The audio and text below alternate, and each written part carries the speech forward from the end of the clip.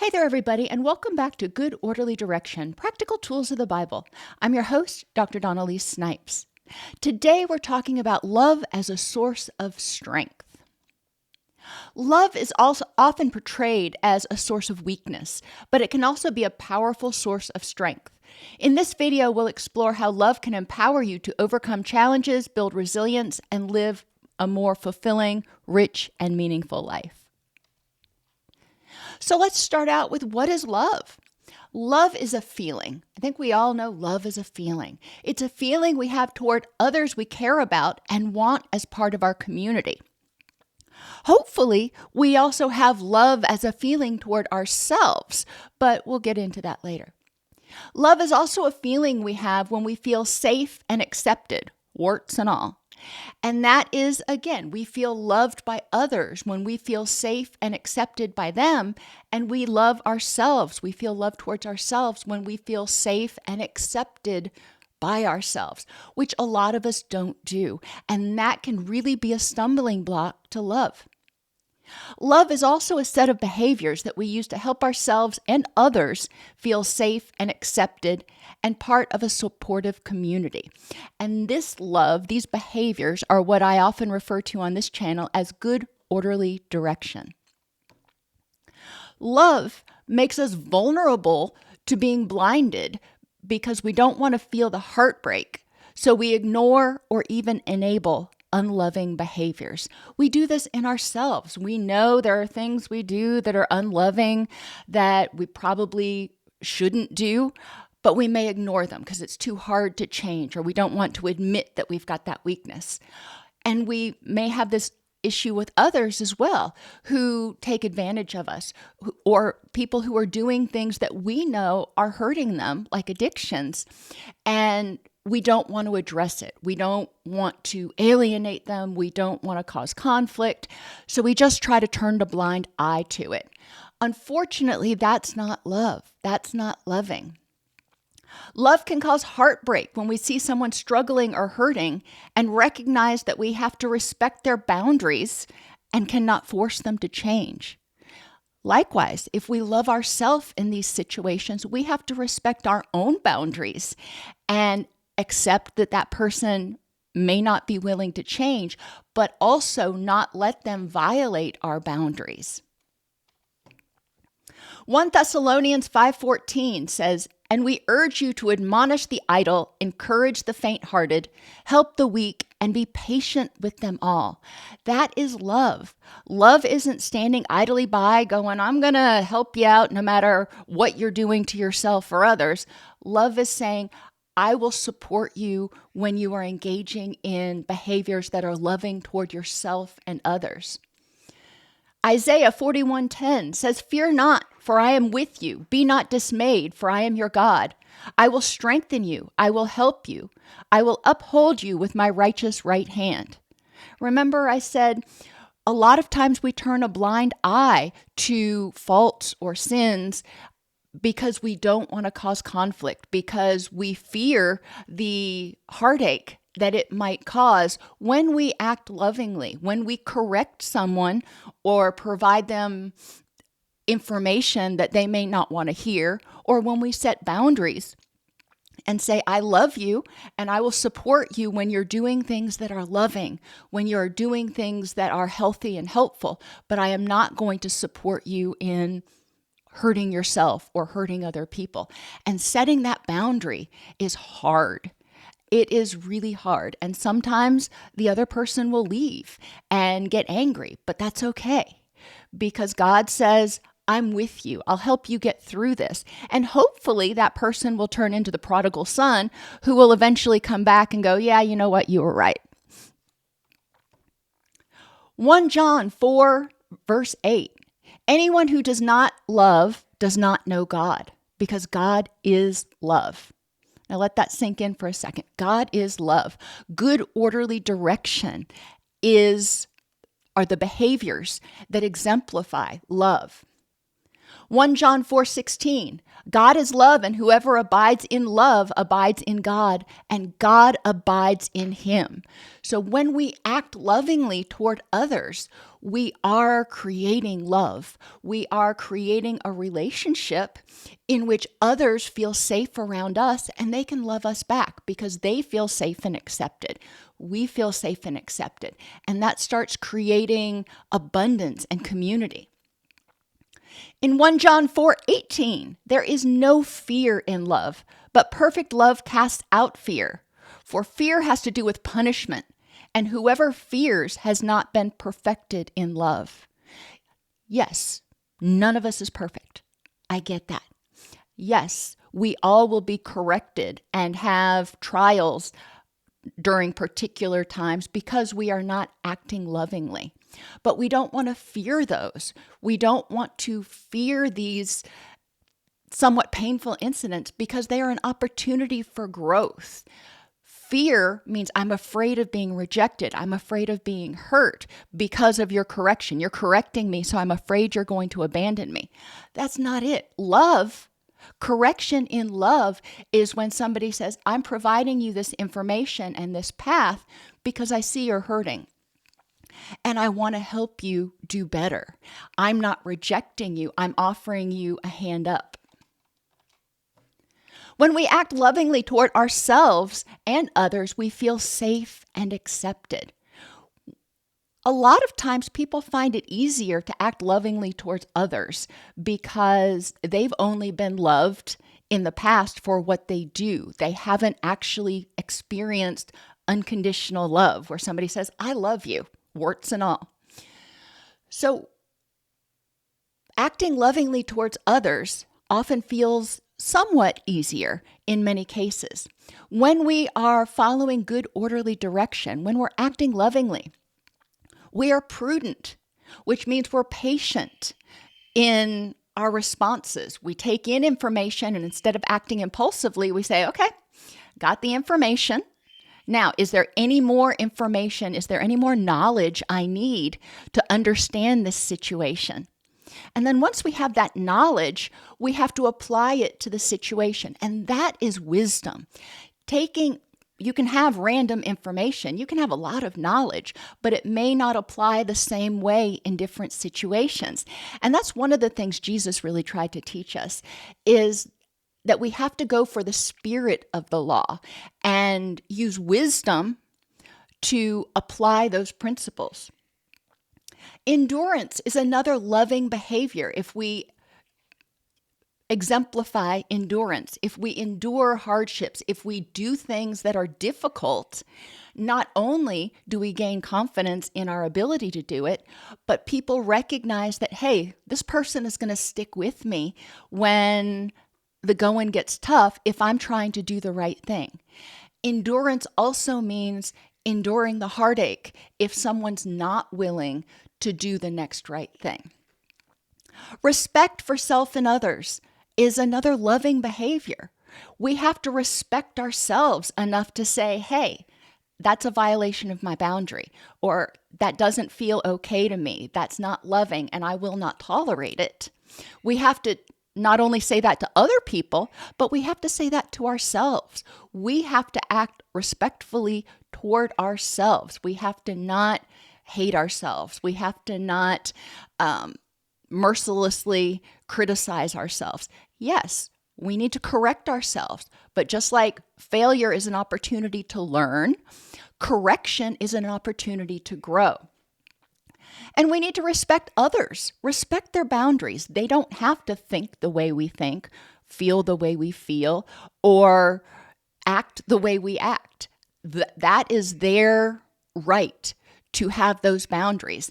And when Jesus was talking about sending out the disciples, he was sending out the 12, and he told them, when you go into these houses, spread the message. If they don't want to hear you, that's okay. Leave that house and wipe the dirt off your feet and let it go, basically. It is so hard to respect others when we see what they're doing and maybe we vehemently disagree. It's not our right to change their mind. We can educate them. We can give them the knowledge. And if they choose to turn it into wisdom, wonderful. But if they don't, then we need to leave that house and shake the dust off our feet. We need to forgive ourselves and others. That's another very loving behavior. It doesn't mean saying, it's okay, no problem. We're saying it happened. And I am choosing to not stay angry about it. I am choosing to not use my energy to nurture that anger and stay stuck in the past. I'm choosing to use that energy to figure out how to prevent it from happening again and stay safe in the future. But I'm not going to continue to dwell on it. And the same thing is true about guilt. When we forgive ourselves for things that we did that we shouldn't have done or didn't do that we should have done, that is forgiveness of ourselves. And we're freeing up that energy around hate and anger and resentment. And we're using that energy to move forward and choose how to act more lovingly. We want to show compassion for ourselves and others. That is such a loving behavior, to show compassion instead of judging. When we look at people and we say, you know what? It must be really dark in your head for you to act that way. When we show compassion for others and recognize that not everybody's going to be on their A game every day. When we show compassion for ourselves and we say, you know what? It has been a really hard couple of weeks, and I'm going to do the best I can with the tools I have right now. And if it's not the same as when I'm 100%, that's okay. I'm still doing my best. And we need to do that for ourselves as well as others. If you have a neighbor or a child or a colleague who is struggling for some reason, we want to show compassion. We want to empathize that they're struggling. We also don't want to criticize them for not doing it enough if they're doing the absolute best they can at that time with the tools they have. We want to be truthful with ourselves and others. That means being authentic, being truthful to ourselves about our needs, our wants, our thoughts, and addressing those. We don't have to hide from our own truth. We need to understand our own truth. And sometimes we may need to adjust it, but being truthful with ourselves. When I get into this situation, I feel anxious. Okay, that's honest. That's truthful. Now let's look at what's causing that anxiety. When I get into this situation, I fear rejection. I'm being honest with myself about what's causing my anxiety, and then I can address it. And we need to be truthful with others. And this kind of goes along with boundaries. If somebody is violating our boundaries, we need to be truthful with them and say, that's not okay. But we also need to not expect them to read our minds. And that's part of truthfulness.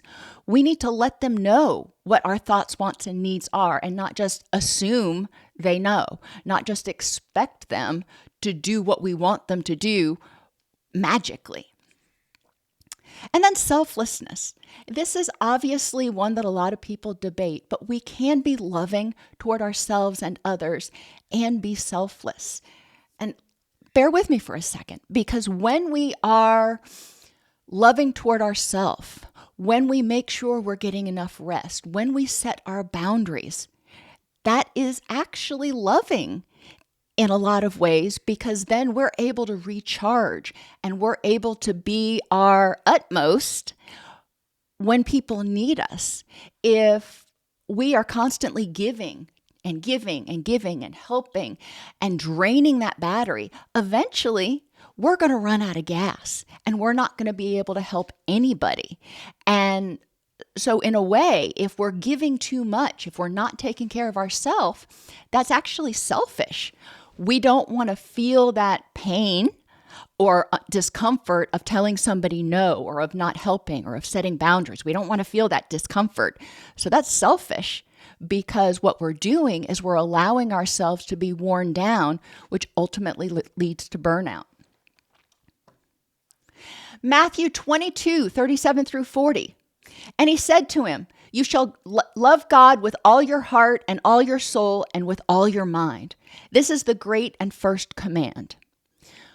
Now, not everybody watching this believes in God as a higher power, as an entity, but we've talked before about good, orderly direction.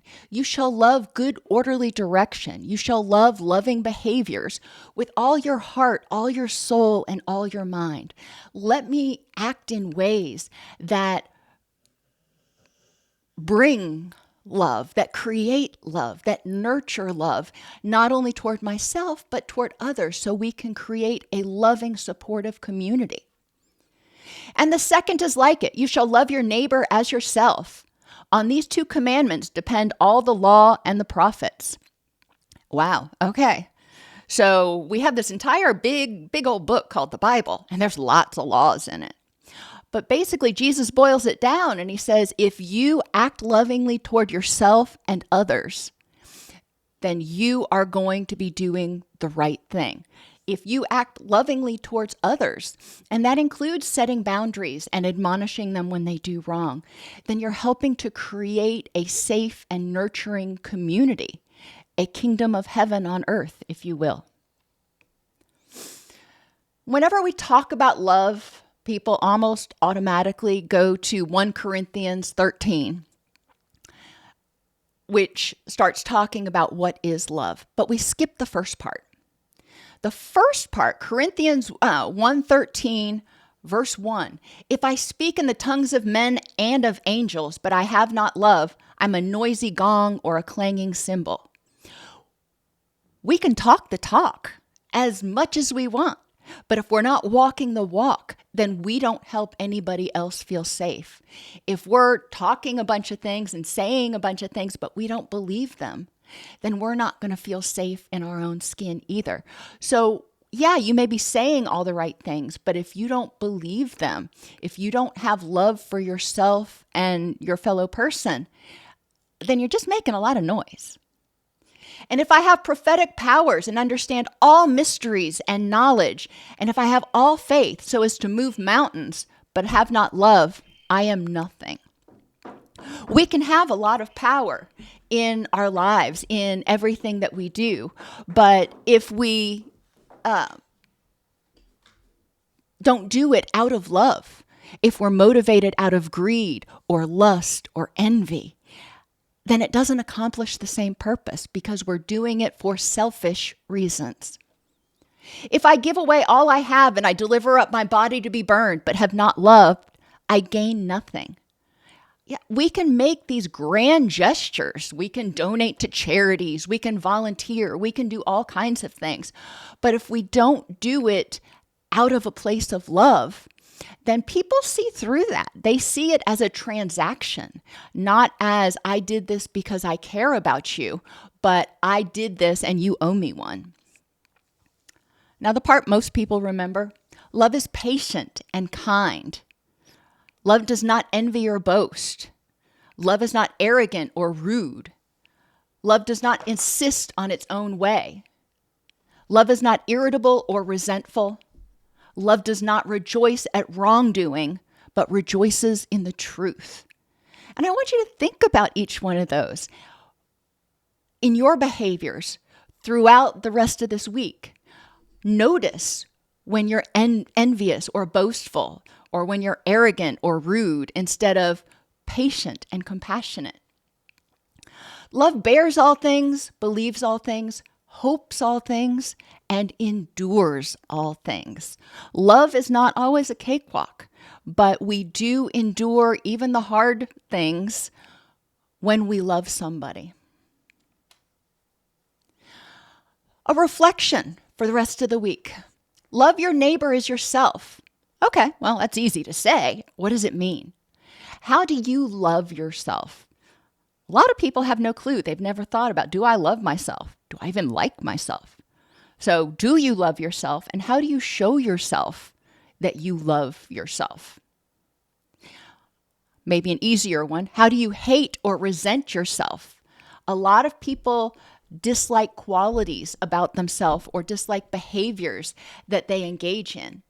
So think about focusing on disliking the behaviors and the faults that you have, but seeing them as an opportunity to grow, seeing them as a blessing in some ways, because it shows you I'm not perfect, but I can move that way. I can use my energy to move that way.